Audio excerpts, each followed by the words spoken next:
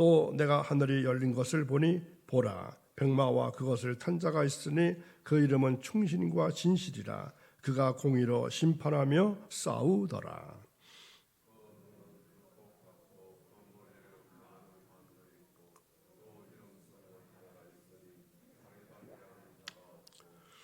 또 그가 피 뿌린 옷을 입었는데 그 이름은 하나님의 말씀이라 칭하더라.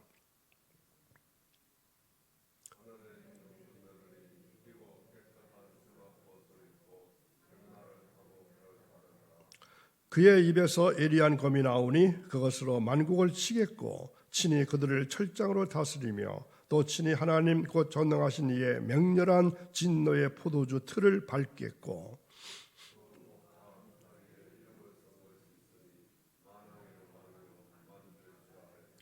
또 내가 보니 한 천사가 태양 안에 서서 공중에 나는 모든 새를 향하여 큰 음성으로 외쳐 이르되 와서 하나님의 큰 잔치에 모여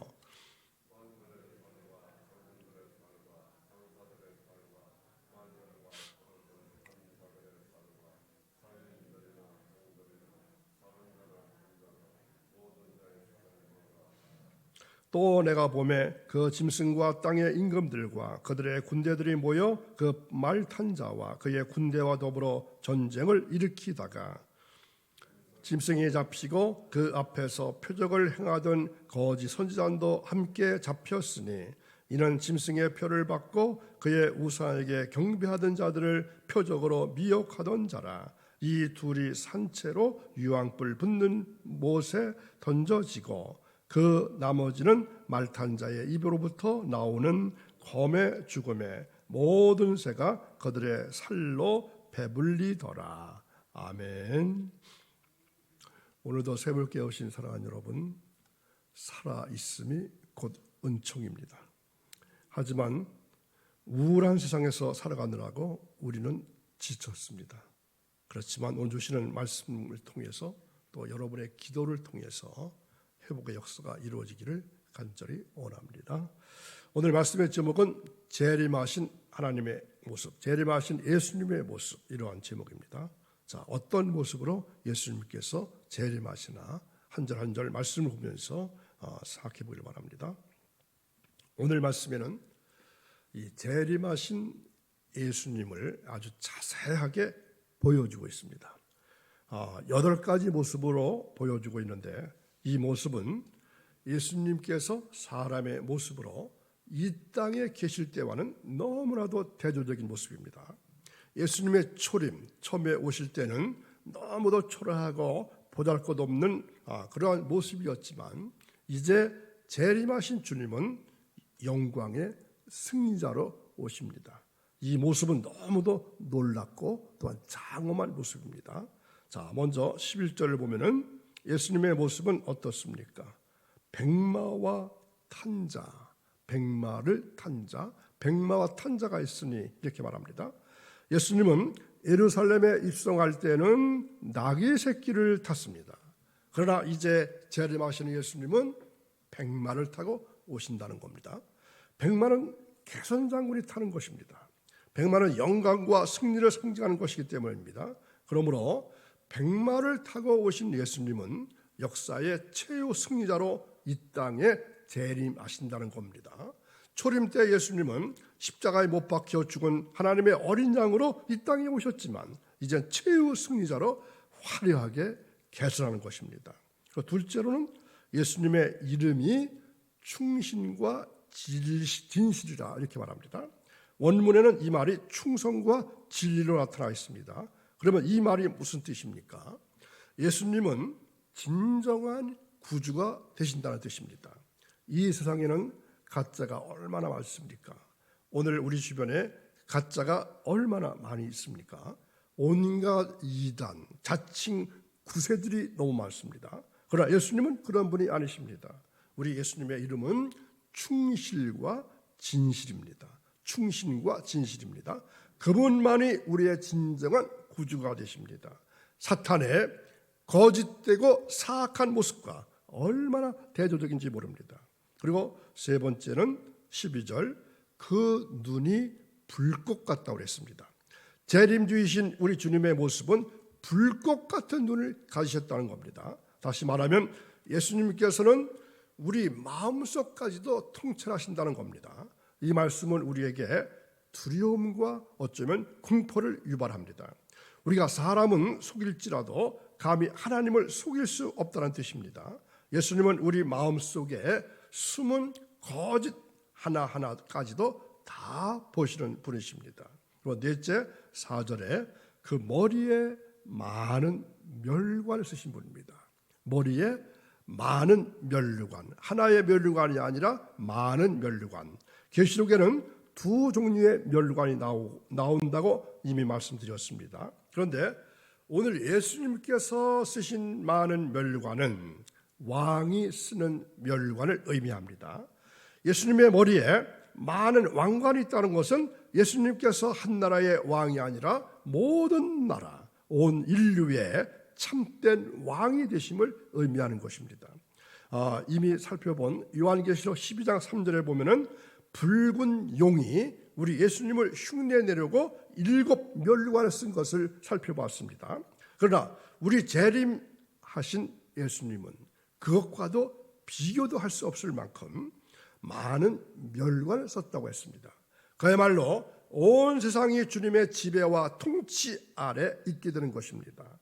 주님께서 통치하시기 때문에 비로소 이 땅에 소망이 생기게 됩니다. 예수님은 이 땅에 계실 때 멸시와 천대의 가시관 멸류관밖에 쓰시질 않았는데 다시 오실 때는 이렇게 많은 왕관을 쓰고 오신다는 겁니다. 다섯째는 13절에 또 그가 피 뿌린 옷을 입었는데 이런 말씀이 있습니다. 또 그가 피 뿌린 옷을 입었는데 이 말씀에서 여기에 옷에 묻은 피는 누구 피일까요? 옷에 묻은 피는 누구 피일까요? 예수님이 십자가에서 흘리신 피일까요? 아닙니다. 이 피는 원수들의 피입니다. 우리 예수님은 이제 더 이상 피를 흘리고 십자가에 달리셔야 할 이유가 없어졌습니다. 만왕의 왕이여 승리자가 되시기 때문입니다. 우리 주님은 사탄 마귀와 죄악과 죽음과 모든 불의를 정복하시고 승리하십니다. 여섯째 13절에 그 이름은 하나님의 말씀이라 칭하더라 이렇게 말합니다. 하나님의 말씀, 이 말씀이란 로고스를 말하는데 이 말씀은 아무나 알 수 있는 것이 아니라고 12절에 말씀하십니다. 다시 말해서 피조물인 우리 인간은 예수님의 뜻과 비밀을 다 알 수 없습니다. 또 그분의 권능과 능력도 모방할 수도 없습니다. 일곱째는 예수님의 입에서 이한 검, 즉 날카로운 검이 나온다고 했습니다. 자, 그것은 15절에 나타나 있습니다. 15절을 보겠습니다. 그의 입에서 이한 검이 나오나니 그것으로 만국을 치겠고 친히 저희를 철장으로 다스리며 이렇게 말씀합니다. 자, 이 검은 더 이상 평화의 검, 복음의 검이 아닙니다. 이 검은 파괴의 검, 징계의 검, 무서운 심판의 검인 것입니다. 그래서 성경은 이 검으로 열국을 치게 될 것이고 철장으로 다스린다고 말씀합니다. 그렇기 때문에 우리는 지금 예수님의 입에서 나오는 평화의 복음을 받아야 합니다. 마지막 날에 예수님의 입에서 나오는 검은 더 이상 평화와 복된 검이 아니기 때문입니다. 이 검은 모든 것을 다스리고 파괴하고 징계하는 검입니다. 죄인의 목을 베는 검인 것입니다. 여덟째는 만국을 치시고 철장으로 다스리시는 예수님의 모습을 보여주고 있습니다. 그것으로 만국을 치시겠고 친히 하나님 곧 전능하신 이의 맹렬한 진노의 포도주 틀을 밟겠고, 이 말씀은 마치 포도를 추수할 때 포도를 따서 이 포도즙 틀에 넣고 발로 밟는다고 합니다. 이것은 진노가 죄인들을 심판할 것을 의미하는 것입니다. 자, 포도 알맹이를 포도즙 틀에 집어넣고 밟는 모습을 생각해 보십시오. 이것은 진노가 죄인들을 심판하는 것을 의미합니다. 여기서 우리는 영광스러운 심판주 예수님의 모습을 발견할 수가 있습니다. 이것이 우리가 예수님을 기다리고 사모하는 이유가 되는 것입니다. 이렇게 신말을 타고 백마를 타고 왕의 모습으로 예수님께서 재림하시게 되면은 짐승은 이제 멸망을 당하게 됩니다. 예수님께서 재림하시면 바로 그 즉시로 승리의 역사가 이루어지는 것입니다. 만약에 우리 마음속에 예수님을 모셔드리면 그 즉시로 승리의 역사가 이루어지게 됩니다. 우리 가정에 주님을 모시게 되면 어떻게 되는 것입니까? 우리 가정은 세상 모든 권세와 사망을 이길 수 있는 능력을 가지게 됩니다.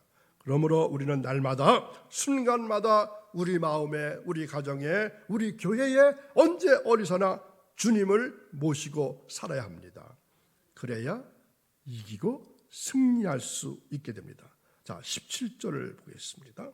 17절에 보면은 또 내가 보니 한 천사가 태양 안에 서서 공중에 나는 모든 새를 향하여 큰 음성으로 외쳐 이르되 와서 하나님의 큰 잔치에 모여, 이렇게 말씀합니다.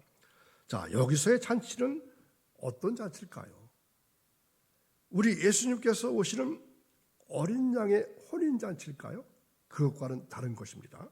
여기서 말하는 잔치는 새들의 잔치라고 했습니다.